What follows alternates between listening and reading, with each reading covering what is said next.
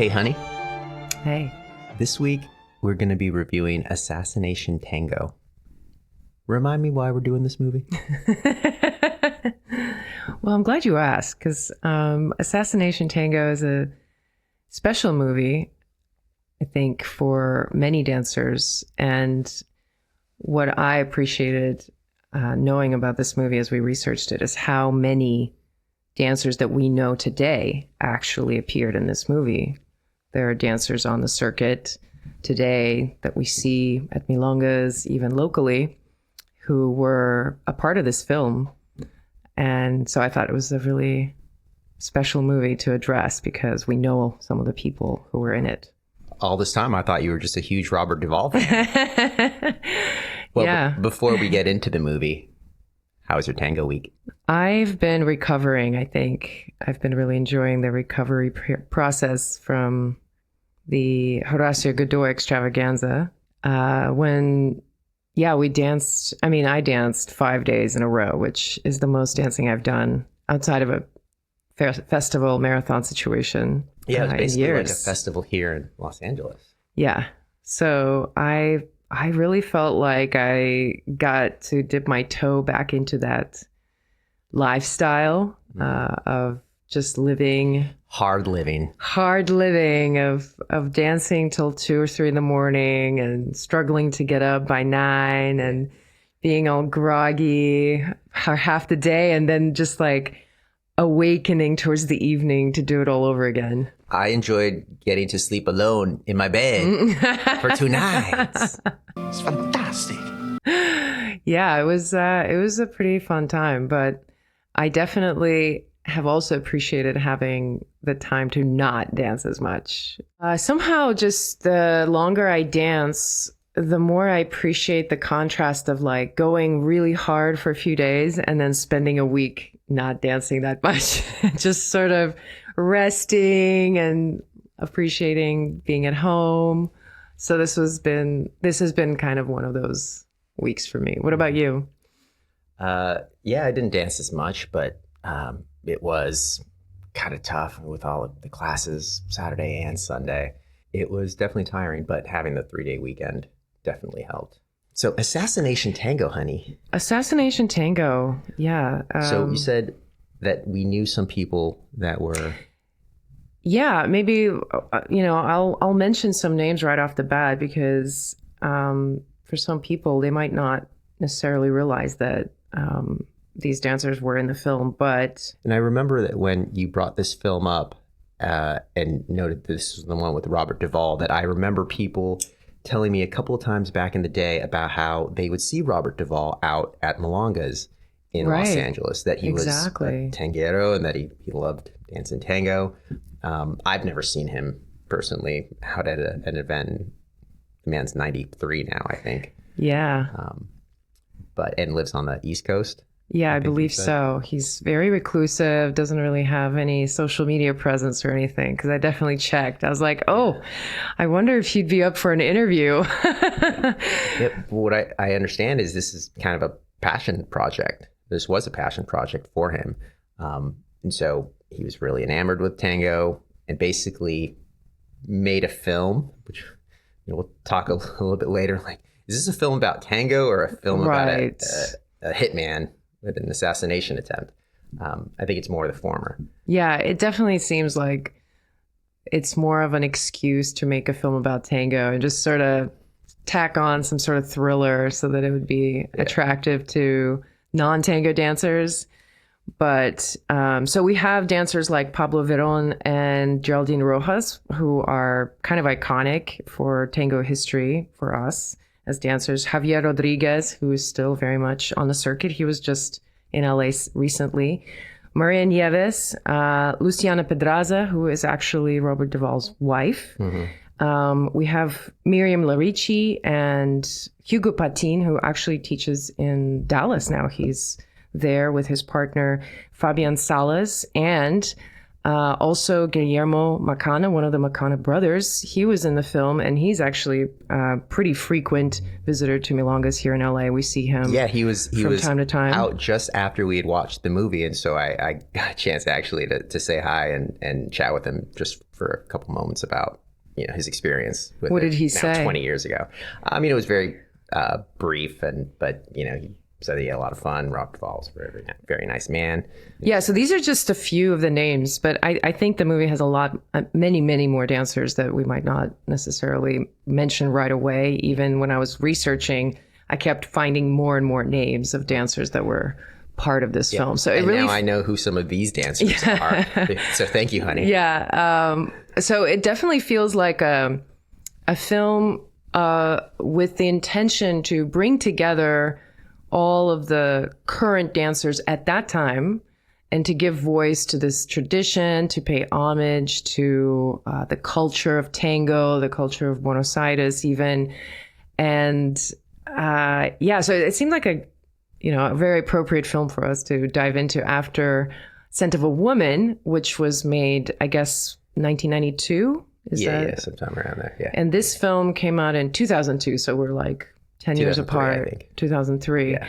Knowing that he is a tanguero and that this was a passion project for him, it's interesting to view the movie thinking about all of the choices that he makes, not from the traditional movie making sense, but from the tango. From telling a tango story sense. Yeah. And as you said, like the fact that you always know that this comes from this place of being obsessed with this topic. And he, in an interview that I listened that he gave about the film, talked about how this particular story was with him for like a decade before he got to actually make it. So it's something that was on his mind for a long time. He got into tango, fell in love with his wife, had this whole like fascination with the Argentine culture. And then the fruition of that is this film in a way where he gets to finally tell this story that's been on his heart. And so, every decision that he makes in the film seems to be intentional. He directed the film. He starred in the film. Did he produce it as well? And he wrote it. Yeah, it was produced by American Zoetrope, which is the Coppola production company. Francis Ford Coppola. Yeah. So it's kind of an interesting document, both of like a little slice in time of like tango history, and then also sort of a representation of Robert Duvall and who he is at that point of his life and how he maybe views himself or views, his relationship with people, with the culture of tango. So it has all these interesting parts to it. I think it is interesting to think about what tango looked like to him and what he thought the future of tango was going to be as it's portrayed in this film.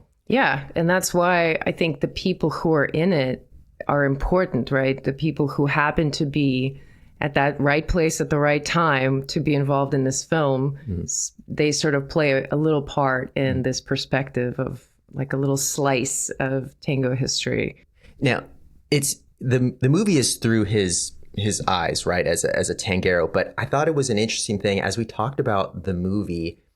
There's kind of two ways you can think about when I say him, Robert Duvall, showing us what tango is to him, and then him, the character, John Jay, right? So just a little bit of background. John Jay is an aging hitman, and he gets a job down in Argentina to assassinate someone who was involved in some of those mass executions. And in that process, gets delayed in terms of the job. He gets stuck in Buenos Aires for 3 weeks. And then he's supposed to be there for 3 days, and he gets stuck there for 3 weeks. Right. And that's where he gets introduced to tango, and that's where you start seeing him going into milongas and hanging out with a lot of these dancers. Yeah. Now, the thing that struck me watching this film again is how similar the character that he was embodying was to the Al Pacino's character in Scent of a Woman. We still are seeing this like aging guy who is quite sensitive about getting old. He's always running. Yeah, he's always running, and he's kind of insecure. And there's this scene at the beginning where somebody comments that he looks tired, and he like flips out Right. in this way that's very interesting, because he like walks away and then comes back and he's like, hey, did you say something about my face? Yeah. And he gets like really upset. So there's an anxiety that he has about getting old, which is part of the reason why I think he even accepts the job and goes to Buenos Aires. And I think it's an interesting choice of that portrayal of, okay, it's a guy who is having issues within himself and having all these conflicts and wants to remain young, and he wants to prove that he still has it. And that's the guy that ends up getting into tango. Right. That's kind of what Al Pacino was too, a very similar character. Like this idea of the anti-hero, that he's not like this guy who has it all together and ends up in tango because he sees the, some sort of artistic expression and beauty that he's lacking in his life. It's like he's struggling and he is full of contradictions. And on the one hand, he's fixing to kill someone. And right afterwards, he goes to a milonga and, tries to get a dance with someone. So it's kind of an interesting contrast to choose to portray in this character. Yeah, he's it's kind of like that Tom Cruise thing where it's like, just keep running. Yeah. Like, you're not. You can run. Yeah, I think this notion of the masculine being portrayed as having all of these contradictory sides. So he's got this like, happy-go-lucky grandpa energy. And then at the same time, he's a hitman who, can murder someone. Okay, so Robert Duvall's character, as we've established, kind of has this two sides, at least to him, the dark and the light. And I think Robert Duvall chooses to use this as a connection to tango. The treatment of tango in this film is very much about what it means to be a man in tango, or like a man's journey in tango. Multiple scenes were dedicated to give this feeling of anxiety that he has about being getting old, but then also appearing gay. Like he gets very like sensitive about that. Throughout the film, you kind of then watch him struggle to penetrate the tango scene, and he has this really iconic scene at a milonga where he tries to get a dance and he can't. Oh, that scene is fantastic at capturing how awkward it could be as a dude and not know what the etiquette is. Yeah. But then at the same time, there's this awesome scene where he comes out of the bathroom at some point. There's some guys standing outside the bathroom, and he asks them to explain to him a certain move. And so then he ends up sort of following this guy, or he leads another guy and another guy starts instructing him. And I'm sure all of the people in that scene are well-known milongueros that I don't know their name right now, but it's obvious that they're probably someone special in the community. And so these men are sort of teaching each other tango, which to me was sort of hearkening back to that time total when throwback scene. Men were the ones who were teaching other men to dance. I did like, because on the opposite end, the scene where the women decline his, you could call it a cappucceo, though it was really just him asking to dance, not really a cappucceo. I appreciated how, like, what their attitude was, because it was nice. I mean, they weren't like making fun of him, but there was also a little bit of this, like, this guy doesn't know what he's doing. And there was no feeling on their part of like, let me oblige him, right? Yeah. They did have a lot of power in that scene. Yeah. Well, and he doesn't follow. And actually, Cappucceo is not portrayed in this movie correctly either. Right. Like, you don't see the actual Cappucceo etiquette.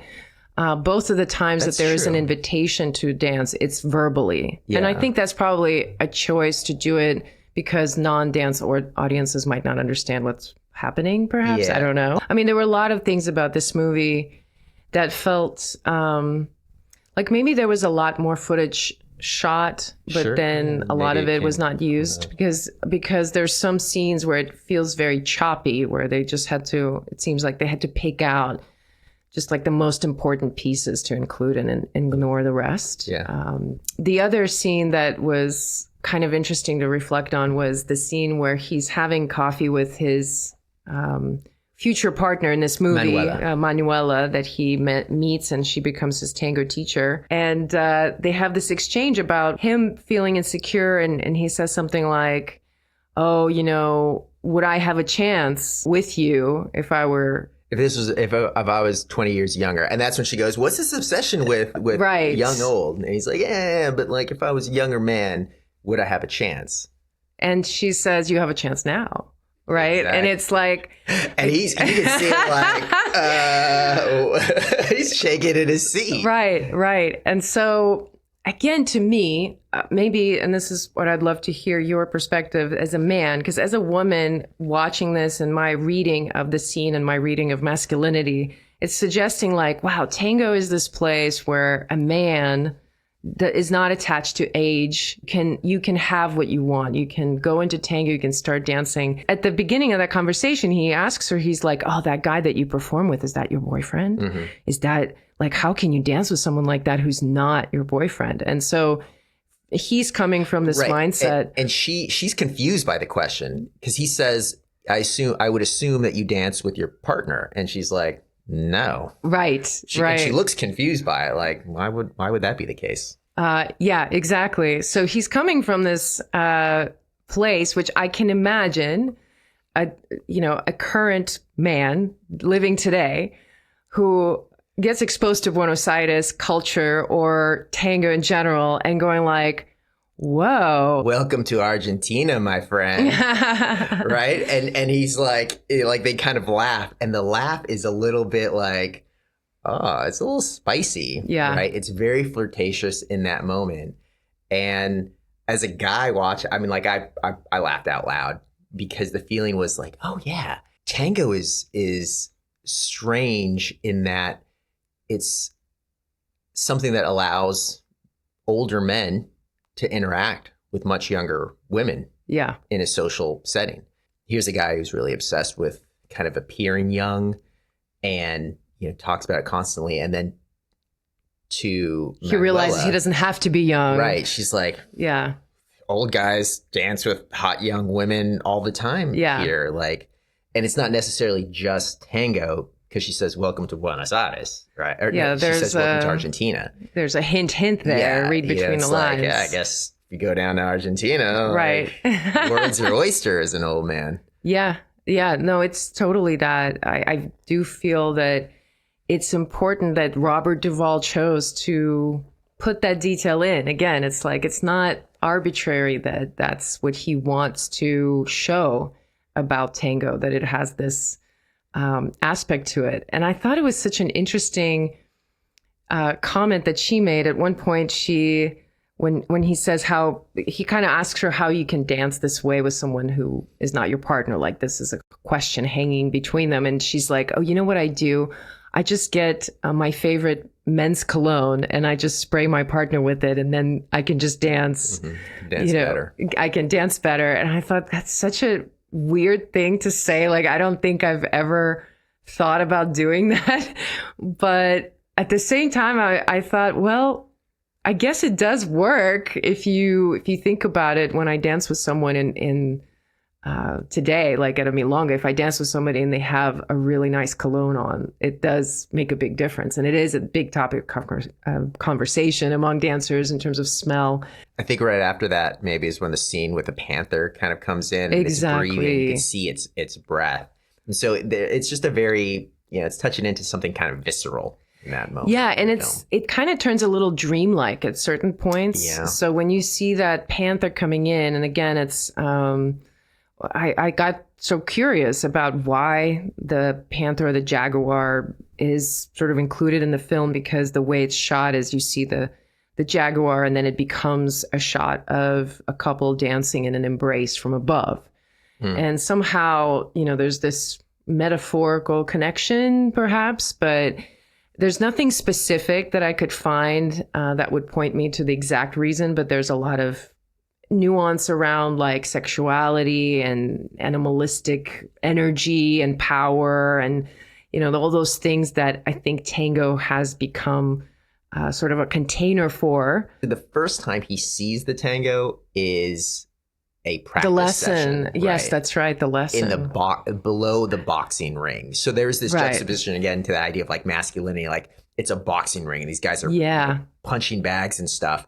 And then he happens to go down and then he hears this and then he walks in. He hears sees, D'Agostino, Tres Esquinas, right? Is that the song? I think that's the first song that plays. Yeah, he walks down and then he sees this lesson and he goes, oh, so that's the real tango. Yeah. Right. Because he knows tango because he is a dancer. He has the movie starts with him at a swing class or something. Right. He's like an avid social dancer, and it's established early on that he's been doing it for a while, and he's very familiar with the scene. But he has not seen tango like this. Yeah. And tango like this, when we're thinking what was actually shown in the scene, it was a lot of cicadas, a lot of leg wraps, a lot of ganchos. And there's actually this kind of cringy scene at one point where he actually goes to a class with Manuela, and Geraldine Rojas is like practicing with someone, and she's like mock giving feedback to this guy. And then the next scene, like it just cuts, and the next scene is Geraldine Rojas is in the embrace with Robert Duvall, and she's just doing ganchos over and over in his leg, and he's like laughing, and he's like, and it's like, I was thinking, like, because that's what like the real tango might actually seem to somebody coming down for their first lesson. In this film, it's like the connection between the insecurity of the masculine transformed into this energy of like pouring himself into the dance and getting swept away into the energy of the milonga. That's sort of the journey that we take as the viewer until we finally arrive to this central anchoring scene. I think that the whole movie really is about this scene at the milonga. The interview? That you're calling the interview, because it feels like an interview of sorts. And the setup is that Robert Duvall goes to a milonga, and he sits at the table with Maria Nieves, Geraldine Rojas, and a few other people. And they have this very philosophical kind of conversation about tango. But it definitely feels like Robert Duvall is saying, okay, now that I've got you here and everybody's sitting and involved in the story, let me just explain to you what tango is about through the lens of these people that are sitting around me. The future of tango is sort of the preoccupation for the rest of the film, and anything to do with tango, I think. And a murder. And the murders. But I would just say any of the tango scenes that take place from then on, it's like a constant addressing of this idea of the future of tango. And there seems to be a preoccupation with that in the film. In the same way that the character of Robert Duvall is preoccupied with his loss of youth or his future, then the culture of tango as a whole is preoccupied with the future of tango. And it seemed like appropriate to point that out because it did happen in the history of tango that it was almost snuffed out. So even though that sentiment is not necessarily real, like tango is not going away anytime soon, we might say like that's not a rational fear. But I think it's kind of built into the culture of tango to be extra vigilant, to preserve the culture, preserve the tradition, because you never know what might happen to it. And that might be one reason why people debate like what tango is. They spend a little time in that interview saying like, what is tango? And it's your traditional, very like, you're not really saying anything. Like, what is tango? It's love, it's hate, it's all things. Oh, I know. All right, thanks. That's much clearer. But that idea that's still something that's debated today. Like, what is tango and what is the future of tango and who owns tango?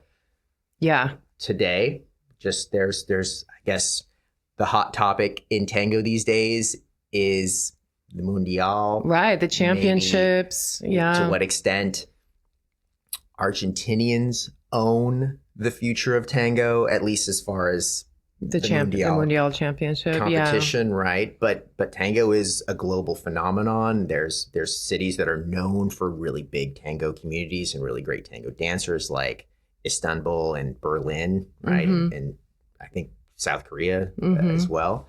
So, the idea of like who owns the story of what tango is going to become. We know maybe what the story was in the past, but people may have different views on like how important is it to know who were those people that helped to make sure that it didn't die out. It's only something I've recently come to even care about. I mean, there was a part of me, honestly, where I was like, yeah, who cares? yeah, exactly. Right. Yeah. The reason was because I felt it was pompous. I felt it was like, hey, look, I'm just trying to have like a good time. There's this dance. I have a good time. I meet people and I can be generous and enjoy myself as well. And I wasn't thinking about it beyond that. And so when people would make note of like the specific orchestras or dancers in particular, it just wasn't something that I thought was very important. Now I've aged a little bit, matured, and now I can appreciate that a little bit more. I still don't know half the names that you throw out, but I don't either. they probably were important because now my understanding is, there was this sort of moment when tango really did get almost snuffed out, right? And it's even actually it's like a UNESCO like cultural heritage. It's not a site, obviously, right? But it's like an art form or something, right? Yeah. And so usually that happens if there was some kind of risk that it was going to disappear or go away, or there's some kind of shared sense that we have to preserve this. Yeah. And this. What is this? Right. What is that thing? Yeah. That the movie is interested in exploring that. Yeah. And I'm really curious about that period that we keep referring to. And I'll just mention to our listeners who are not familiar that in the 1950s, tango was practically outlawed. It wasn't outlawed directly, but it was very difficult to dance it once the military took over. And then at the same time, in 1951, they got the television in Argentina, and rock and roll was really big. Elvis was really big. So the cultural interest in tango dwindled, both because it was dangerous. And I just learned from Horacio's workshops that at one point they didn't allow large groups of people to gather. That's how they could control people from getting together for milonga. It was, they just outlawed large numbers of people. And early COVID. Yeah. And so they would have, like, if there was like an underground milonga, and the police would come on horses, they would bust into the milonga and enter on horses and just get people out. And just to think like how traumatic that must have felt to go through. So we have that pressure, and then also the Western influence, rock and roll. So in the 1950s, there's less and less interest in tango. I always feel like it's difficult for me to talk about anything related to that period, because all I know is people murdered other people. Yeah. It was sanctioned in some way by military and government. I don't really know how those two sides sort of, or more sides, sort of morphed through time. I thought the treatment of the background narrative of like why he's there and alluding to some of the traumatic events that happened in that country, it seemed the movie only showed like how deep the corruption goes, because even within the group of people he's dealing with, there's corruption where he can't trust the people who are his informants, and he has to trick them at the end. I think it just sort of gives us a little an echo of what's really happening there. We don't really know. And I think as Americans, as outsiders to that culture, as outsiders to tango, I feel like from their point of view, it's like, you'll never understand. 100%. Right? You'll never really understand what tango is about, because tango is all of this that happened, you know? But that feels like it's almost a requirement for tango too. in the coffee scene, Manuela says she's an outsider, right? She True, says, yeah, she basically interesting. says, tango people kind of suck. And I mean, It's true then. It's true now. I mean, like the idea, like tango people sometimes kind of like have this sort of like, well, but I'm an outsider. Like that, I thought was like an interesting thing, and maybe that's like a part of tango too, for people to feel like they're outsiders to it. Well, and tango perhaps is a place for outsiders. People who are attracted to tango are not people who have everything all together, who are like happy-go-lucky. Right. It's the people who do feel isolated. They feel like they can't connect with people as easily. They need the connection, but they're awkward, whatever. So tango is full of those people.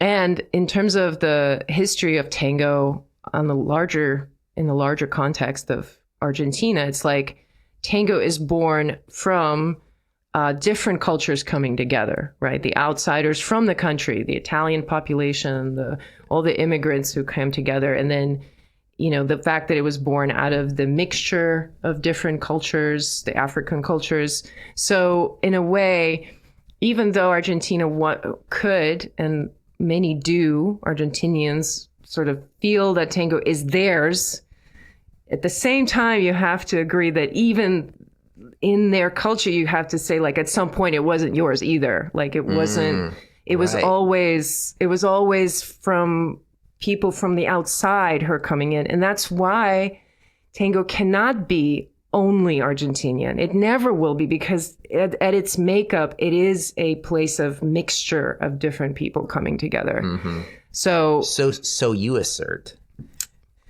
But I mean, I don't disagree with that. I'm not. But it's not an assertion. It's more of an observation that there will always be this tug of war between, people coming in, originating from that culture, saying this is ours, and then everybody else in the world is saying, well, it's ours too now. Right. And you can't really do anything about that. That conflict will be there. And I think that part of this film, its aim, perhaps even like if I'm thinking of the mindset of the people involved, like Mayra Nieves and all these dancers, they might be thinking to themselves, like, I'm taking a stand for tango right now before anybody else can say what tango is. We're coming in and we're saying what it's about. We're going to tell you what the traditions are and what's important.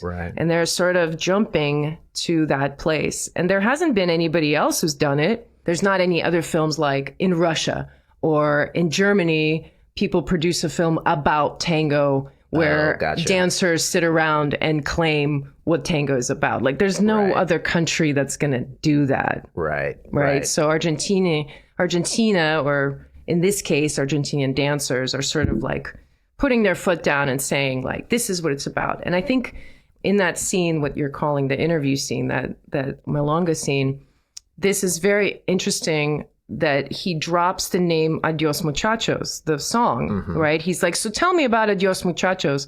And she has this reaction like, oh, how dare you, don't say that. And it's funny because why they included that is, to me, is very curious. The song Adios Muchachos, you're not even supposed to say it. Like, it's bad luck. And so she has this reaction and he asks her why. Like, why are you not supposed to say it? And it's never revealed. This song, Adios Muchachos, which is Carlos Gardel. And I think it might be the last song he recorded before he died, or something to do with his death. But it's another example where it's like, he's an outsider, an American coming in, and he makes a mistake. He does something that he's not supposed to do. He doesn't know it. And he's being reprimanded. But then when he asks why, like, there's no reason given. And he does it again, and then she like gets more angry. And it was funny because he lingers on that. Like, they spend a not insignificant amount of time on like how she's like, I'm gonna like she I'm like gonna punch you in the face. I think she like threatens some kind of violence to him. Like he does it again. And he does it again, and it's kind of a funny exchange in that way. So to me, it's like, you're an outsider and you just need to obey the rules. You don't need to know why. And that's a way that perhaps Argentinians keep tango theirs also, right? Because it's like, if you're not part of the culture, you don't really get to understand it, right? Maybe. And that may be, intentional. So at the end of the movie, Manuela gives John a tape, and she says, "This is the future of tango." Mm-hmm. And once he puts this tape in, it's the last scene of the movie, the iconic scene of Pablo Verón and Geraldine Rojas, which is a scene that I used to see early on when I started tango, and there was not very much stuff online for tango. I would look up Argentine tango, and that scene would pop up at the top, top results. And to me, as a dancer, that scene represented what tango was supposed to be.